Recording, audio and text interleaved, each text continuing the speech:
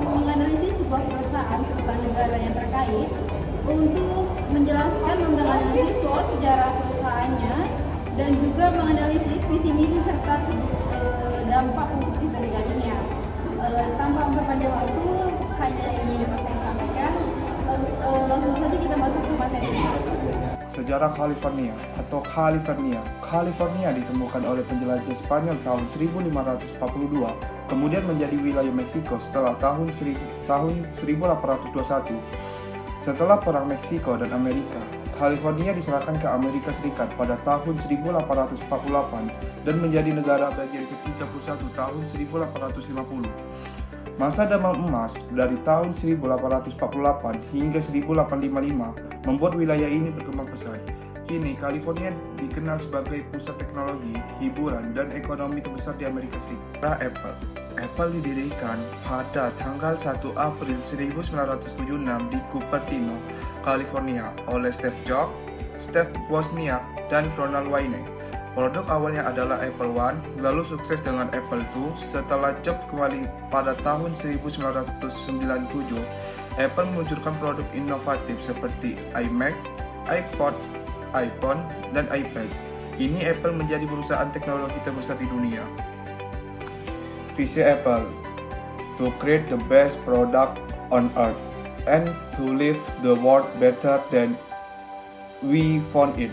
Yang artinya menciptakan produk terbaik di dunia dan meninggalkan dunia dalam keadaan lebih baik dari saat kami menemukannya. Yang bertujuan, Apple berfokus pada inovasi berkelanjutan, kualitas tinggi, desain elegan, serta tanggung jawab terhadap lingkungan dan masyarakat. Mereka ingin setiap produk membawa dampak positif bagi pengguna dan dunia. Apple to bring the best user experience to customer through innovative hardware, software, and service, yang artinya menyediakan pengalaman terbaik bagi pelanggan melalui inovasi perangkat keras, perangkat lunak, dan layanan. Yang misi tujuan Apple adalah pertama, menghadirkan teknologi yang mudah digunakan dan saling terintegrasi. Lalu saya akan menjelaskan terkait dampak positif pada perusahaan Apple, yang mana merupakan terutama dalam mendorong inovasi teknologi dan menciptakan ekosistem digital global yang melalui produk iPhone dan Apple Store yang membuka peluang pendapatan bagi jutaan pemegang dan bisnis baru. Lalu Apple juga memimpin dalam menetapkan standar tinggi untuk privasi guna menunjukkan komitmen ambisius terhadap kelestarian lingkungan dan target nol karbon di seluruh rantai pasok. Namun terkait dampak positif, Apple juga memiliki dampak negatifnya, yang mana Apple menuai kritik signifikan terutama terkait praktik tenaga kerja yang buruk di pabrik pemasok asing, masalah monopoli, dan praktik anti persaingan melalui kontrol ketat Apple Store yang menghasilkan komisi tinggi.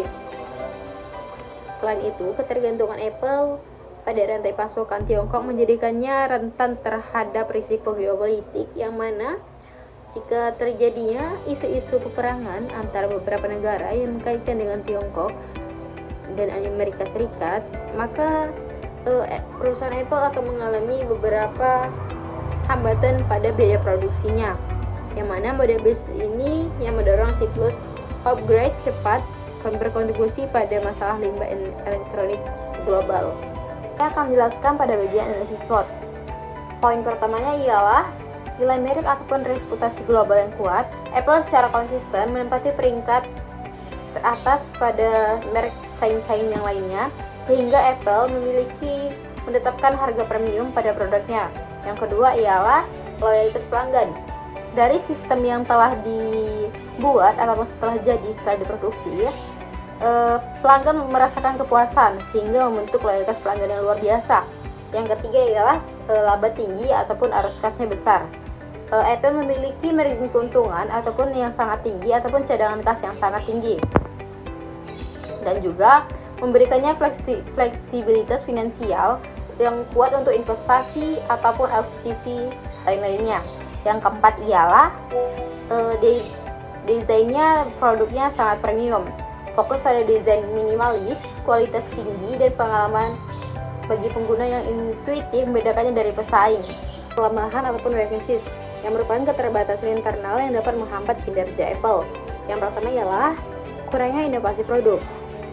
Perusahaan Apple terlalu bergantung kepada produk buatannya yang merupakan iPhone ataupun smartphone, yang merupakan jadinya beberapa produk yang telah ada itu penjualannya sangat mengurang.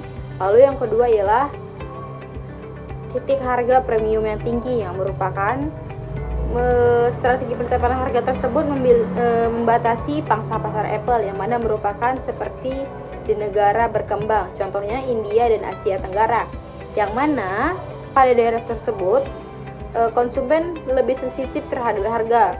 Lalu selanjutnya ialah ketergantungan pada produk iPhone ataupun smartphone, yang mana tadi telah disebutkan bahwasanya perusahaan Apple tergantung pada iPhone, yang mana iPhone memberikan penjualan yang sangat tertinggi pada perusahaan Apple. Lalu yang ketiga ialah ekosistem yang tertutup, yang mana meskipun menjadi kekuatan di dalam hal retensi, hal ini bisa menjadi pemicu. Lalu yang selanjutnya adalah faktor eksternal yang dapat dimanfaatkan Apple untuk pertumbuhan. Yang pertama, poin pertama adalah pertumbuhan pendapatan layanan, yang mana Apple juga memberikan pelayanan pada segmen layanan seperti Apple Store, Apple Music, iCloud, dan Apple TV, yang mana merupakan pendorong pertumbuhan yang stabil memiliki margin yang sangat besar. Ekspansi ini dapat memberikan keuntungan selain penjualan perangkat keras. Lalu yang kedua ialah ekspansi di negara berkembang. Peningkatan kelas menengah tersebut di pasar besar seperti negara berkembang, yang mana disebutkan tadi India dan Asia Tenggara, Apple mampu menawarkan peluang signifikan untuk pertumbuhan pangsa pasar, terutama jika Apple dapat memberikan penyesuaian strategi harganya. Lalu yang ketiga ialah inovasi dan kecerdasan buatan AI ataupun AI generatif. Integrasi fitur AI generatif yang canggih ke dalam Apple dapat memberikan kemudahan bagi para pengguna produk-produk Apple.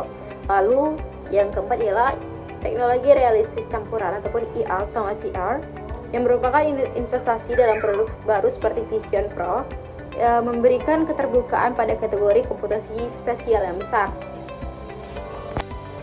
Lalu selanjutnya yang terakhir ialah ancaman atau threat, yang merupakan faktor eksternal yang dapat membahayakan posisi dan profitabilitas Apple.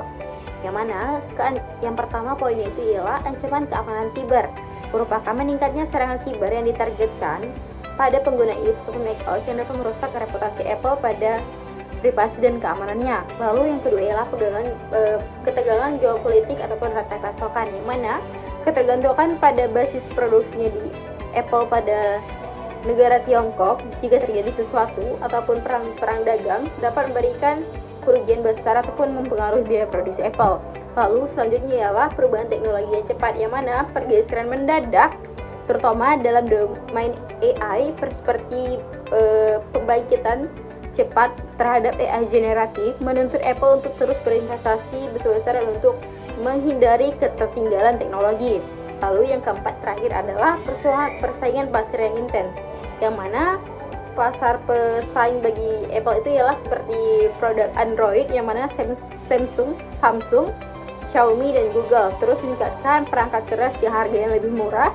Lalu sementara ada perusahaan swasta lainnya seperti Google, Microsoft bersaing ketat di bidang AI dan layanan.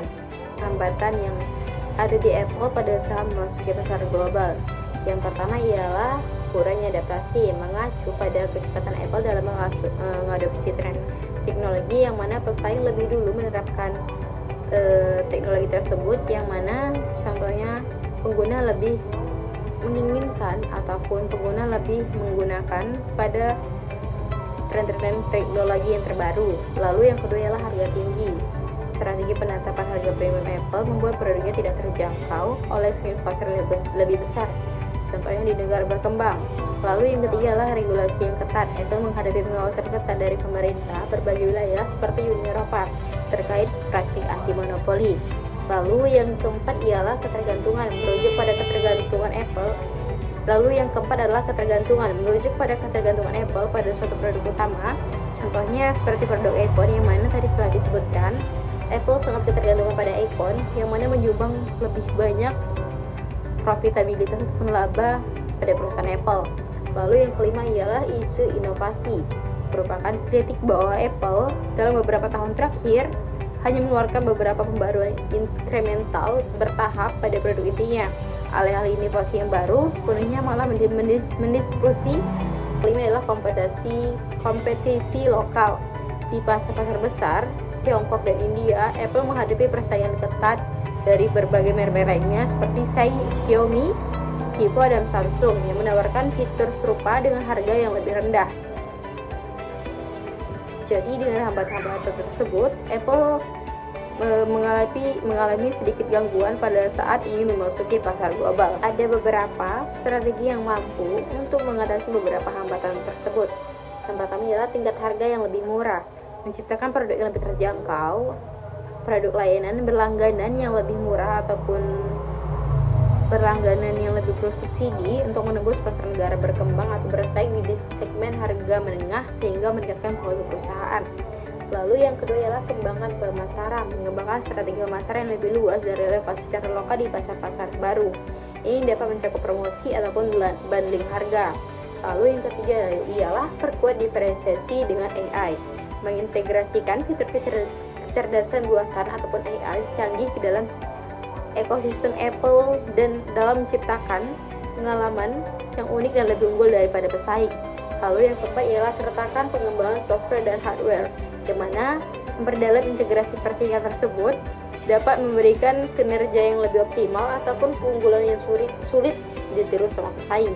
Lalu yang terakhir ialah tingkatkan AI generatif, fokus pada pengembangan dan peluncuran dan fitur AI generatif seperti modal bahasa besar ataupun alat kreasi seperti lainnya pada produk Apple yang ditanamkan secara mendalam dalam sistem operasi sehingga menjadikan ekosistem Apple lebih pintar dan fungsional bagi para pengguna. Halo teman-teman, hanya ini materi yang dapat kami sampaikan. Semoga materi yang kami jelaskan dapat diterima dengan dimanfaatkan dengan sebaik-baiknya. Terima kasih.